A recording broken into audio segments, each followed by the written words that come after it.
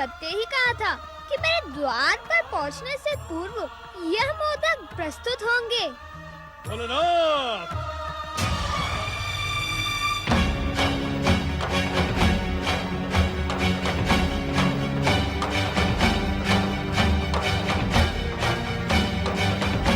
हे विचित्र प्राणी, कौन है तू? हट जा मेरे मार्ग से। हमें अपने आराध्य भगवान शिव के दर्शन करने हैं।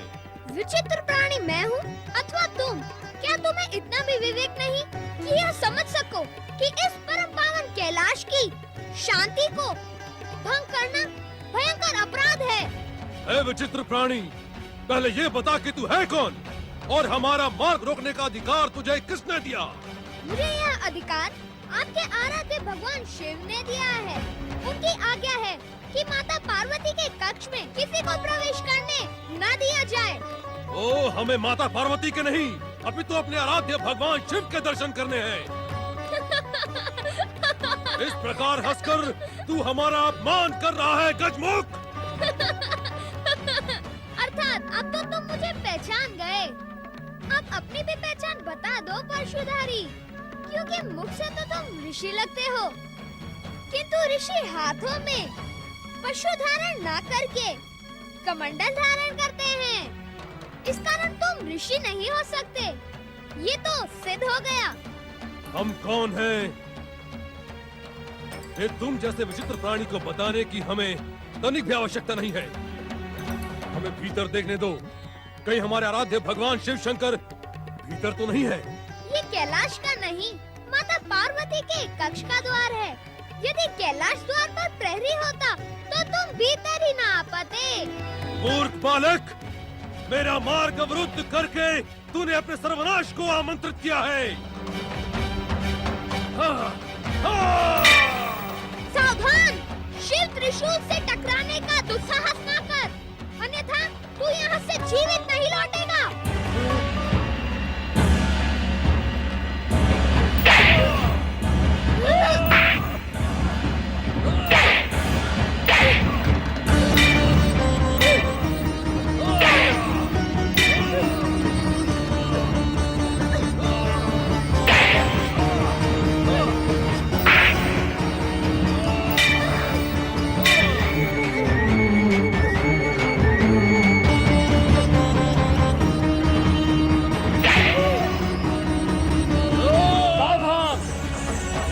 साधु, तू नहीं जानता कि तू क्या कर रहा है?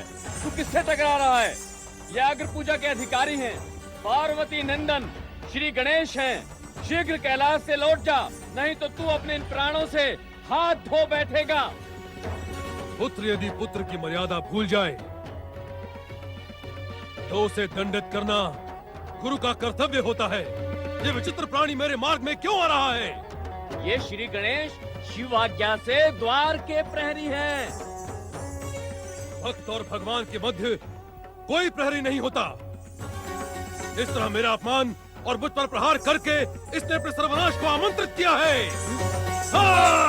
ये त्रिशूल मेरे पिताश्री शिव शंकर का है। इससे किसी के प्राणों को लेने का अधिकार मुझे नहीं है। इसलिए अंतिम बार कह रहा हूँ, जैसे आए हो वैसे ही लौट जाओ, अन्यथा परिणाम भयानक होगा।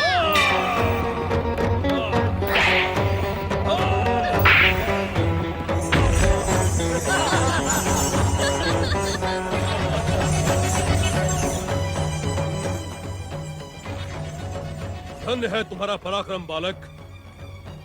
तुमने परशुराम को धराशायी करके अपने पराक्रमी होने का परिचय दिया है, किंतु परशुराम का जन्म किसी से पराजित होने के लिए नहीं हुआ। शिव कृपा से परशुराम अपराजय है। परशुराम की पराजय उसके आराध्य भगवान शिव का घोर अपमान है। और शिव आज्ञा का उल्लंघन करना क्या शिव का अपमान नहीं होगा? अभी भी कहता हूँ, जैसे आए हो वैसे ही लौट जाओ। अब मैं तुझे दंडित करके अपने आराध्य भगवान शिव के दर्शन किए बिना इस कैलाश से नहीं लौटूंगा। बात की बात में सहस्त्र बाहु कार्तवीर्य को यमराज का ग्रास बनाने वाला ऋषि जमदग्नि का पुत्र परशुराम अब तुझे दंडित करके ही रहेगा। हठी पुरुष, मैं अहंकारी कार्तिवीर्य नहीं हूँ जो तेरे प्रहार से यमराज का ग्रास बन जाए। अब तेरे क्रोध और हठ को सत्य का दर्शन कराने के लिए मैं धर्म को साक्षी मानकर तुझे दंडित करता हूँ।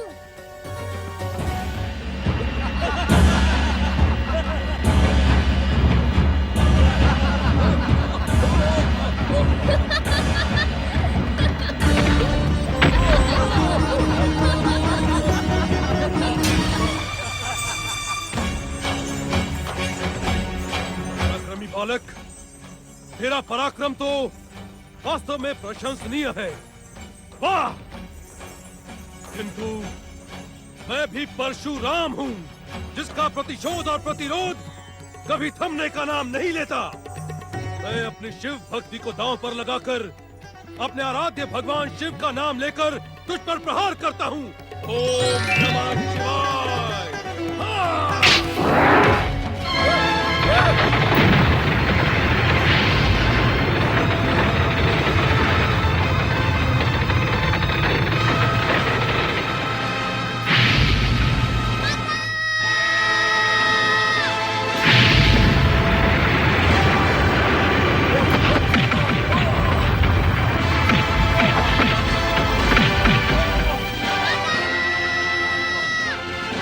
ये क्या हुआ श्री गणेश?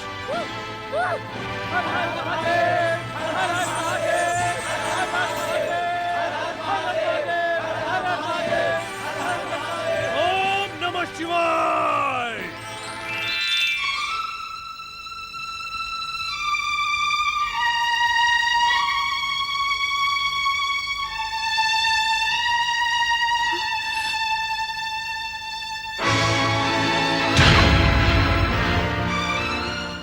ये अनर्थ तुम्हारे साथ किसने किया पुत्र गणेश? परशुराम तुम? क्या तुमने प्रहार किया मेरे गणेश पर? उत्तर दो, अन्यथा मेरा क्रोध तुम्हें भस्म कर देगा। नंदी, भृंगी, शिवगणों, उत्तर दो। श्री गणेश पर प्रहार करने का दुस्साहस किसने किया? माता, इन्होंने आते ही क्रोधित होकर हम सबको प्रताड़ित किया और श्री गणेश से युद्ध करने लगे। माता, इन्हीं के परशु प्रहार से श्री गणेश का बायां दांत खंडित हुआ। तुम्हें चोट तो नहीं पहुंची पुत्र? नहीं माता, मुझे चोट नहीं पहुंची। अभी तो मेरे बाएं दांत को पहुंची है और अब मैं एक दंत बन गया। परशुराम, बालक गणेश पर परशु प्रहार अनुचित था। श्री गणेश को हमने ही आदेश दिया था इस कक्ष का पहरा देने के लिए। दया करे हे दया निधान, कृपा करे हे कृपा निधान, क्षमा करे हे क्षमा निधान। मैं वास्तव में इन्हें पहचान नहीं पाया और भयानक अपराध कर बैठा। प्रभु, मुझे क्षमा करें। तुम्हें क्षमा करने का मुझे कोई अधिकार नहीं है परशुराम। तुम्हें क्षमा मांगनी है तो श्री गणेश से मांगो, उनकी माता गौरी से मांगो। नहीं, मैं तुम्हें क्षमा नहीं करूंगी परशुराम। तुम क्षमा के योग्य हो ही नहीं। क्रोध और प्रतिशोध ने तुम्हारे विवेक को नष्ट कर दिया है। तुमने इतना भयानक अपराध किया है जिसका दंड तुम्हें भुगतना ही पड़ेगा।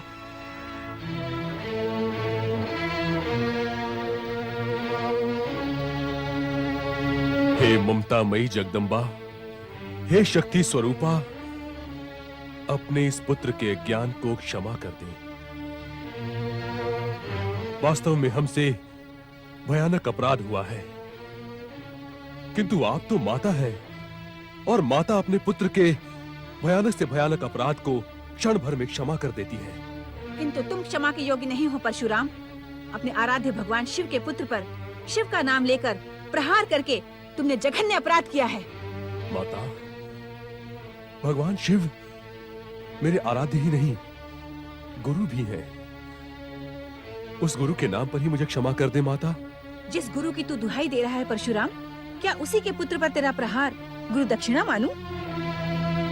अरे अभागे, तूने तो अपने गुरु पुत्र का दांत अपने हठ के कारण खंडित कर डाला। चराचर जगत के स्वामी भगवान विश्वनाथ का अमोघ अस्त्र पाकर तो एक मूषक भी वनराज सिंह का वध कर सकता है परशुराम। आप सत्य कह रही हैं माता। मैं भगवान शिव की भक्ति को साक्षी मानकर श्री गणेश को आहत करने में सफल हुआ। तू नहीं जानता हतभागे, श्री गणेश क्षण मात्र में तेरे जैसे करोड़ों पुरुषों का वध करने में समर्थ हैं, किंतु हिंसा में विश्वास न रखने के कारण इन्होंने तुझे क्षमा कर दिया। मूढ़ बुद्धि परशुराम, श्री गणेश समस्त देवताओं में अग्र पूजा के अधिकारी हैं। यदि आज तुझे दंडित ना किया गया तो संसार में देवताओं की श्रेष्ठता पर प्रश्न चिन्ह लग जाएगा। सावधान परशुराम।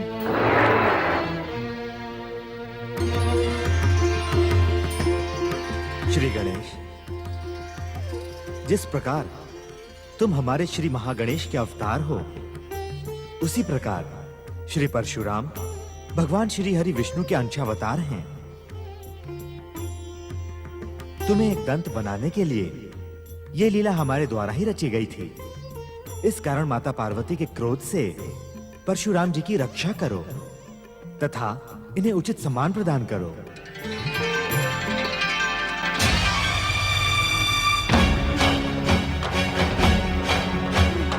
सावधान मूढ़ बुद्धि परशुराम। ठहरे माता, ठहरे।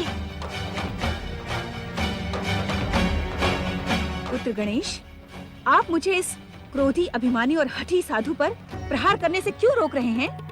क्षमा करें माता, महर्षि परशुराम आपके क्रोध के नहीं, सम्मान और कृपा के पात्र हैं। ये तुम क्या कह रहे हो पुत्र गणेश? जिसके अहंकार ने अग्र पूजा के अधिकारी गौरी पुत्र श्री गणेश पर प्रहार करने का दुस्साहस किया हो, तुम उसे हमारे सम्मान और कृपा का अधिकारी बता रहे हो? आप क्रोध का त्याग करें माता। महर्षि परशुराम जगत पालक भगवान श्री हरि विष्णु के अंशावतार हैं। परमदेव श्री महागणेश की कृपा से अभी अभी मुझे इस सत्य का ज्ञान हुआ है कि इन्होंने जो कुछ भी किया वह हमें एक दंत बनाने के लिए परम आवश्यक था।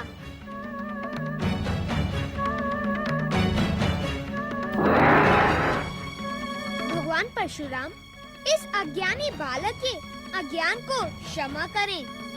उस समय मेरी आंखों पर अज्ञान का आवरण पड़ा था।